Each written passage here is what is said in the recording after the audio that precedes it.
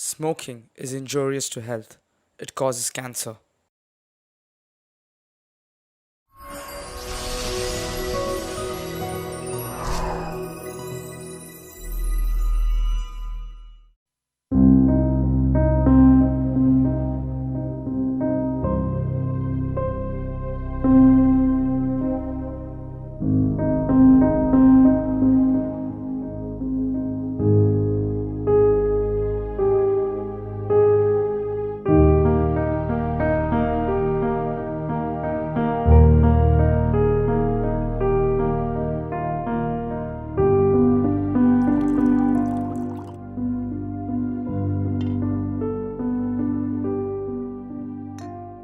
Sorry একটু দেরি হয়ে গেল। শান্তনুদা, আলাপ করিয়ে দিই। মিট প্রচেতা বিশ্বাস, একজন ডিটেকটিভ। আমি আরো একবার দিদি আর অভিক তার কেসটা নিয়ে নাকি কনসাল্ট করছি। প্রচেতা বাবু, মিট শান্তনু মুখার্জি আমার দিদি জামাইবাবুর ঘনিষ্ঠ বন্ধু। বিপাশা, তুই একজন ডিটেকটিভ ধরে নিচ্ছিস একটা 7 বছর পুরনো কেস ইনভেস্টিগেট করার জন্য। তুই আর কাকে বলেছিস এই পাগলামির কথা? রমানিও আসছে আজ। বিপাশা, তুই ওই মহিলাকে ডেকেছিস যার জন্য অভিক আর মিনু জীবন ছাড়খাড় হয়ে যায়, যার জন্য অভিক নিজের প্রাণ হারায়। দিদি কনভিক্টেড হয়ে জেলে যায়, তাই তো? তুমি বোধহয় ভুলে যাচ্ছ শান্তনুদা, 7 বছর আগে আমিও তোমাদের সঙ্গে এই বাড়িতেই ছিলাম। তাহলে তুই নতুন করে আর কি জানার জন্য একজন সম্পূর্ণ অচেনা ব্যক্তিকে এখানে আমি ডেকেছিস? আপনার কাছে অচেনা হতে পারি, কিন্তু বিপাশা আমার ক্লায়েন্ট, আর ওনার কাছ থেকেই আমি অভিকবাবুর মৃত্যু এবং তার জন্য ওনাকে খুনের দায়ে মানিনী দেবীর কনভিকশনের ব্যাপারটা জানতে পারি। Very good. তাহলে নিশ্চয়ই আপনি এটাও জানেন যে সেই খুনের সঠিক সময় মামলা হয়ে গেছে, আর যিনি খুনি তিনি 7 বছর জেলে প্রচণ্ড অত্যাচার সহ্য করে গত বছর নিজের প্রাণ হারান। জানি। যেটা আপনি হয়তো জানেন না, মৃত্যুর ঠিক আগে মানিনী একটি চিঠি পাঠান বিপাশাকে, যেখানে উনি স্পষ্ট ভাষায় বলেছেন যে উনি নির্দোষ। আমার ক্লায়েন্ট বিশ্বাস করেন ওনার দিদি নির্দোষ, এবং তাই অভিকবাবুর খুনের পিছনে সত্যিটা জানতে আমার আশা। বাহ, ফ্যান্টাস্টিক। তো আপনি একটা 7 বছর পুরনো খুনের কোনো গোপন সত্যি বের করতে চান, তাও আবার শুধু আমাদের সঙ্গে কথা বলে, তাই তো? এটা তো দেখতেই হচ্ছে। That's a plan. Did I interrupt something? আমাকে কি ভদ্রতা করে কেউ বসতেও বলবে না? বসুন রম্মানি। তো আপনি সেই প্রখ্যাত ডিটেকটিভ যিনি 7 বছরের একটি ওপেন অ্যান্ড শাট কেস নিয়ে আবার তদন্ত করতে চান নতুন করে? Well, interesting. আপনার কি প্রশ্ন আছে বলুন, I am all ears. Thank you. ব্যাপারটা খুব সিম্পল। আমি শুধু আপনাদের কাছ থেকে জানতে চাইব অভিকবাবুর খুনের দিন এবং তার ঠিক আগে কি কি ঘটেছিল। প্রথমে আপনাকে দিয়ে শুরু করা যাক, শান্তনুবাবু। শান্তনুদা, প্লিজ। ঠিক আছে, কিন্তু আমি জানিয়ে রাখছি যে আমি নিশ্চিত যে অভিকের মৃত্যুর জন্য মিনুই দায়ী। It happened 7 years ago। আমরা সবাই অভিকের জন্মদিনের জন্য এই বাড়িতেই ছিলাম। কিরে বার্থডে বয়? আরে তুই কখন এলি? শুভ জন্মদিন বন্ধু। কিন্তু এ কি, আজকের দিনেও ইজেল? আর কি করব বল, আসলে না, আমি এই ছবিটা না শেষ করে উঠতে পারছি না রে। তুই দেখিস, this will be my greatest masterpiece ever. দেখি তো তোর মাস্টারপিস। ও মা, এ কি? Yes, isn't she the loveliest thing you have ever seen? Abhik, don't tell me তুই এই মেয়েটাকে তোর বাড়িতে এনে রেখেছিস, আর এরকমভাবে মিনুর সামনে ওর ছবি আঁকছিস? তুই তো আমায় চিনিস। আচ্ছা, আমি কোনোদিনও কিছু লুকিয়ে করেছি? প্রশ্নটা সেটা নয়। তুই কি তোর স্ত্রীর মান সম্মানের ব্যাপারে একবারও ভাববি না? আরে ও জাস্ট কিছুদিনের জন্য এ বাড়িতে এসেছে, আর সাবজেক্ট চোখের সামনে না থাকলে আমি যে পোর্ট্রেট বানাতে পারি না সেটা কি তুই জানিস না? তাছাড়া আমার বার্থডে উপলক্ষে তো আজকে এমনি সবাই বাড়িতে এসেছে। তুই এসেছিস, মিনুর পেয়ারের বোন বিপাশা এসেছে। আই থিঙ্ক মিনু অ্যাডজাস্ট করে নেবে। আমি বা বিপাশা তোর অবৈধ প্রেমিকা নই অভিক। আবার এর মধ্যে বৈধ অবৈধ লেবেল লাগানোর দরকারটা কি? তুই বরাবরই জানিস আমার পরিবার একদিকে আর আমার মিউজ একদিকে। Listen, it's very simple. আপাতত রম্মানি আমার মিউজ।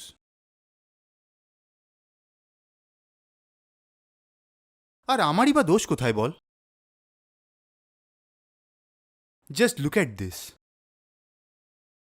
It's so beautiful. অভিকের বিয়ের আগে থেকেই মাল্টিপল গার্লফ্রেন্ডসের দোষ ছিল। প্রেম করে বিয়ে করার পরেও সেই অভ্যেস যায়নি। তবে এই প্রথমবার ও কোনো এক্সট্রা ম্যারিটাল অ্যাফেয়ার সোজা নিজের বাড়িতে আনে। উফ, এই চেয়ারগুলো বড্ড আনকমফোর্টেবল।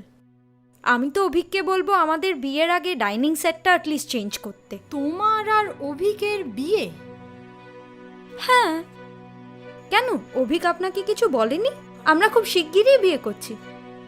অবশ্য তার আগে ওর আর আপনার ডিভোর্সের ব্যাপারটা মিটিয়ে নিতে হবে। তারপরে আপনি নিশ্চয়ই আর এ বাড়িতে থাকতে চাইবেন না। তুমি বলতে চাইছো অভিক তোমায় এত দূর অবধি কমিট করে ফেলেছে? রম্মানি, এতদিন আমি শুধু সন্দেহ করতাম, কিন্তু এখন স্পষ্ট বুঝতে পারছি তুমি পুরোপুরি পাগল। এই তো শুনলাম তুমি নাকি আবার বিয়ে করছো। না, তোমার বান্ধবীর মুখেই শুনলাম তুমি নাকি খুব তাড়াতাড়ি আমায় ডিভোর্স দিয়ে ওকে বিয়ে করবে। কথাটা কি সত্যি?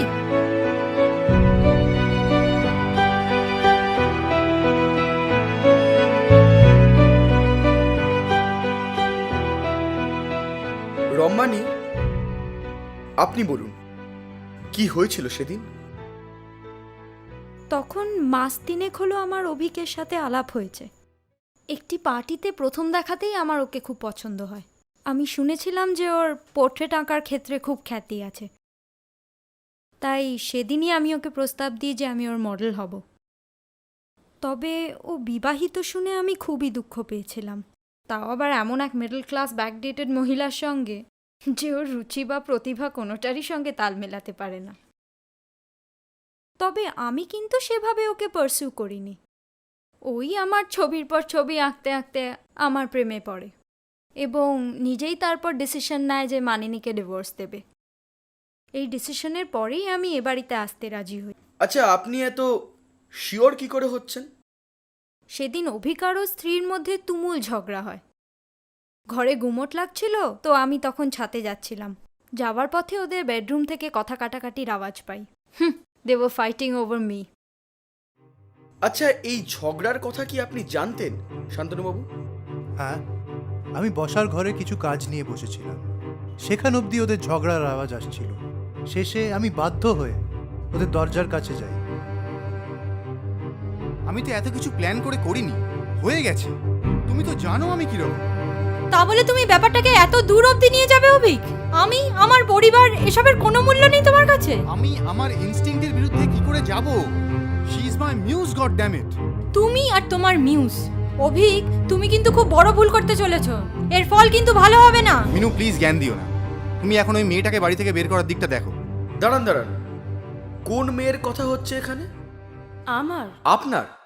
হ্যাঁ, অভিক আর বিপাশার সম্পর্ক কোনোদিনই ভালো ছিল না। বিপাশা মনে করতো যে মিনুর অভিককে ডিভোর্স দিয়ে দেওয়া উচিত, একদম আর ঠিক ভাবতাম। আর তাই অভিক ও বিপাশাকে দেখতে পারতো না। ইনফ্যাক্ট ও তো এটাও চায়নি যে জন্মদিনের দিন বিপাশা আসুক। তাই যত তাড়াতাড়ি সম্ভব ও চেয়েছিল যে বিপাশা আবার হস্টেলে ফিরে যাক। আচ্ছা, এইটা পুরোটাই কি আপনাদের অ্যাজাম্পশন? না না, অভিকের এই কথাটা বলার ঠিক পরপরই Impossible! আমি সেরকম কিচ্ছু করব না। তোমার শরীরে কি দয়া মায়া বলে কিছু নেই? আরে দেখ না, মিনুর বোন নাকি বলছে এখানে আরো 2-4 দিন থাকবে। ওই বদমেজাজি মেয়েটাকে একদিন টলারেট করাই কঠিন। এটা নিয়ে মিনু আমার সাথে বেকার রাগারাগি করছে। আমরা কেউ এই অন্ধ নই অভিক। মিনু যে কেন রাগারাগি করছে সেটা সবাই দেখতে পাচ্ছে। আর তুই ওইটুকু মেয়েটাকে এখান থেকে তাড়াতে চাইছিস? সত্যি তোর মধ্যে দয়া, মায়া, ভদ্রতা কিছুই আর বাকি নেই। স্ট্রেঞ্জ, এমন একটা সময় যখন ওনাদের সম্পর্ক ভাঙতে বসেছে, অভিকবাবু বিপাশার প্রসঙ্গ তুললেন কেন? আর মানিনি বা সে কথার উত্তর দিলেন কেন? আচ্ছা বিপাশা, অভিকবাবু আর আপনার মধ্যে ঠিক কি প্রবলেম হয়েছিল? অভিজ্ঞতার ব্যাপারে দিদি একেবারেই অন্ধ ছিল। আমি বোঝানোর চেষ্টা করতাম দিদিকে যে অভিজ্ঞতা ওকে ডিজার্ভ করে না। সেদিন বিকেলে রম্মানির সেই দারুণ অ্যানাউন্সমেন্টটার পরও যখন অভিজ্ঞতা চুপ করে থাকলো, আমরা সত্যি সত্যি বুঝতে পারছিলাম দিদি রিপ্লেস হতে চলেছে। You can understand প্রচুত Babu, I was furious.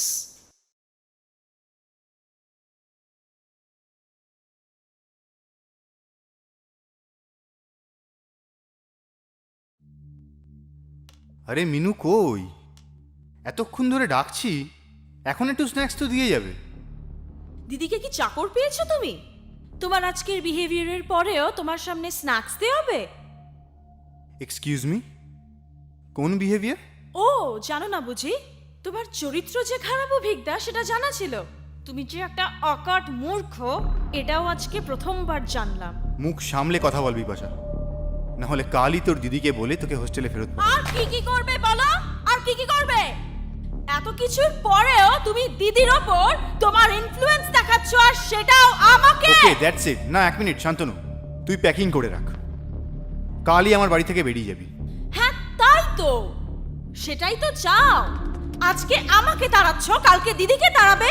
আর কে থাকবে বাড়িতে? তুমি তুমি থাকবে। আর আর আর বুঝতে পারছো? এই যে এই মহিলাটা রম্মানি, তাই তো?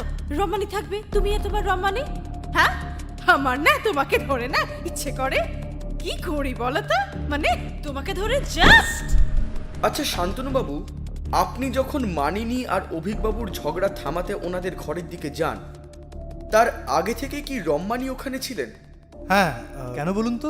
Just curious. আর রম্মানি, আপনি শান্তনুবাবুর পৌঁছনোর আন্দাজ কতক্ষণ আগে থেকে ওখানে ছিলেন? ওই মিনিট দুয়েক হবে। ইন্টারেস্টিং। আচ্ছা, তারপর কি হয়? তারপরে আর সেরম কিছু হয়নি। পরদিন লাঞ্চ করে আমার চলে যাওয়ার কথা ছিল। তার আগে প্ল্যান ছিল বিয়ার নিয়ে বসার। তখনই অভিকের শখ হয় রমানির পোর্ট্রেটটা নিয়ে আবার বসবে। ব্রেকফাস্ট টেবিলে সে কথা বলতেই রমানি যথারীতি নেচে উঠে সাজগোজ করতে গেস্ট রুমে চলে যায়। আমি অভিকের পিছু নিই একটু ওকে বোঝাতে। দেখ, আমি জানি তুই আমায় কি বলতে চাস, তুই কিন্তু ভুল ভাবছিস। ও, কোনটা ভুল ভাবছি বলতো? তুই মিনুকে ডিভোর্স দিতে চাস সেইটা, নাকি তুই রমানিকে বিয়ে করতে চাস সেইটা? অভি চলো, আমি রেডি। তবে আগে এটা খেয়ে নাও, তোমার ফেভারিট বিয়ার নিয়ে এসছি। You always take such good care of me darling. I know baby. আমার মনে হয় তোদের একটু একা ছেড়ে দেওয়াটাই বেটার হবে, তাই না? তুইও দেখ আমি সেশন কিভাবে কন্ডাক্ট করি। এটা ফ্রিজে ছিল না? জঘন্য। পুয়ার বেবি, আজকে এত গরম কি দরকার ছিল ছবি নিয়ে বসার? ডার্লিং, আমি তোমার এই লাস্ট পোর্ট্রেটটা যত তাড়াতাড়ি সম্ভব শেষ করতে ও চাই। তাই নাকি? তারপরেই আমি নিচে চলে আসি। এখন টেক দ্যাট শেমলেসনেস এনিমো। অভিকবাবুর মৃত্যু রহস্য বেশ জটিল। আচ্ছা রম্মানি, তারপর কি হয়? ও প্রায় আধ ঘন্টা ধরে আমার ছবি আঁকে। We were talking about our future. He was happy, very happy. এতদিন পরে মানিনীর হাত থেকে মুক্তি পাচ্ছিল, and we were going to start a new life. কিন্তু মানিনী সেটা হতে দিল না। আধ ঘন্টা পর আমি নিচে চলে আসি। আমরা সবাই বসার ঘরেই ছিলাম, আমি, বিপাশা, শান্তনু আর মানিনী। না না, বিপাশা আর মানিনি তো আরো পরে আসে। মিনু বিপাশাকে কোনো কারণে বকাবকি করছিল। ও, ইজ দ্যাট সো?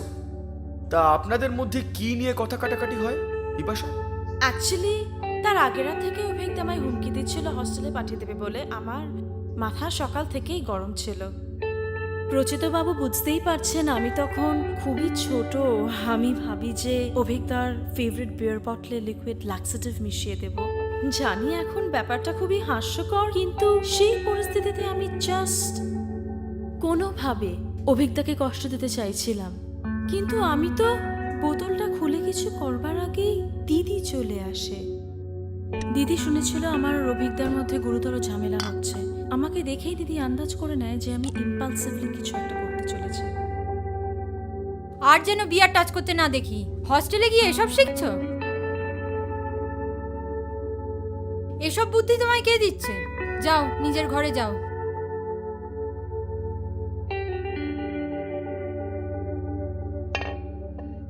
তোমাদের ছবি আঁকা হলো রমানি?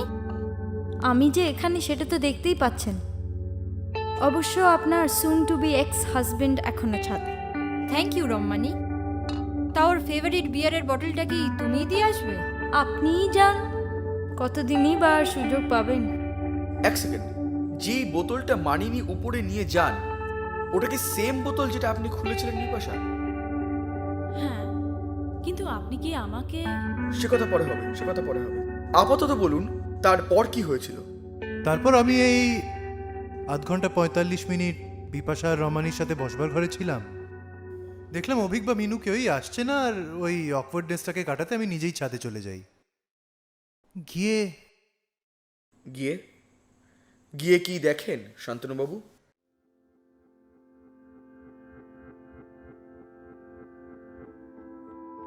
দেখি যে অভিক চেয়ারে এলিয়ে পড়ে আছে। তখন হয়তো প্রাণের শেষটুকু অবশিষ্ট ছিল। আর মিনু মিনু আমার চোখের সামনে অভিকের অর্ধেক শেষ বিয়ারের বোতলের বাকিটুকু ছাদের কোনায় ফেলছিল, আর নিজের ওড়না দিয়ে বোতলের গায়ের আঙুলের ছাপ মেটাচ্ছিল। আমি আপনাকে বলছিলাম না, আমার নিজের কাছেই মিনুর গিল্টের অকাট্য প্রমাণ আছে। আমি 7 বছর আগে কোর্টে এই কথাটা বলিনি, মিনুর বিরুদ্ধে আরো প্রমাণ দিতে চাইনি। শুধু বলেছিলাম ও আমায় দেখে আর জানায়। Abhik is dead. আমার এই সাক্ষীর অবশ্য দরকারও পড়েনি। মিনু নিজেই সমস্ত গিল্ট স্বীকার করে নেয়। কিন্তু র্যাট পয়জন তো অভিকবাবুর বিয়ারের গ্লাসে পাওয়া গেছিল, তাই না? হ্যাঁ, অভিক নিশ্চয়ই মানিনীর আনা বিয়ার নিজের গ্লাসে ঢেলে খেয়েছিল। তাই বুঝি? তারপর কি হয়? ততক্ষণে আমাদের খোঁজে রমানিও ওপরে চলে এসছে। রাগে দুঃখে ও একেবারে পাগলের মতো হয়ে যায়। আর মানিনি, ও কিন্তু অস্বাভাবিক রকমের শান্ত ছিল। আচ্ছা বিপাশা, মানিনি কি নিচে এসে আপনাকে কিছু বলেন? হ্যাঁ, দিদি সঙ্গে সঙ্গে আমাকে হস্টেলে ফেরত পাঠানোর জন্য ব্যবস্থা করতে থাকে। কিন্তু আপনি নিশ্চয়ই আমাকে অ্যাকিউজ করছেন না? দিদি তো শুধুমাত্র আমাকে এই ঘটনা থেকে আড়াল করবার জন্য... এক্স্যাক্টলি উনি আপনাকে আড়াল করতেই চেয়েছিলেন, কিন্তু এই কারণে নয় যে আপনার বয়স অল্প ছিল, এই কারণে যে ওনার মনে হয়েছিল অভিকবাবুর বোতলে র্যাট পয়জন মিশিয়েছেন আপনি। বিপাশা, আমি জানতাম। এক সেকেন্ড, আমি শুধু বলেছি মানিনি কি ভেবেছিলেন। মানিনি ভেবেছিলেন বিপাশা রাগে অন্ধ হয়ে প্যান্ট্রি থেকে র্যাট পয়জনের একটা লার্জ ডোজ এনে অভিকবাবুর বিয়ারের বোতলে মিশিয়ে দিয়েছেন। একটা কথা মনে রাখবেন, মানিনি যখন বিপাশাকে দেখেন তখন বিপাশা অলরেডি বিয়ারের বোতল খুলে ফেলেছিলেন। সেই সময় মানিনির মনে হয়েছিল বিপাশা হয়তো কোনো একটা হার্মলেস প্র্যাঙ্ক করছেন, তাই বিপাশাকে বকাবকি করা সত্ত্বেও মানিনি সেই একই বোতল অভিকবাবুকে গিয়ে দিয়ে আসেন। কিন্তু আমি তো কিছু করিনি, আর যদি করতাম সেটা সত্যি হার্মলেস হতো। নিশ্চয়ই, কিন্তু মানিনির তো সেটা জানার কথা নয়। অভিকবাবুর যখন কনভালশনস শুরু হয়, মানিনি ন্যাচারালি বোতলের পদার্থকে বিষাক্ত বলে সন্দেহ করেন, আর ওনার স্বভাবতই মনে হয় যে এটার জন্য দায়ী আপনি।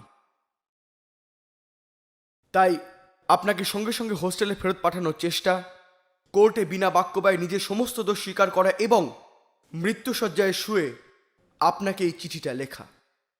চিঠিতে কি লেখা ছিল বিপাশা?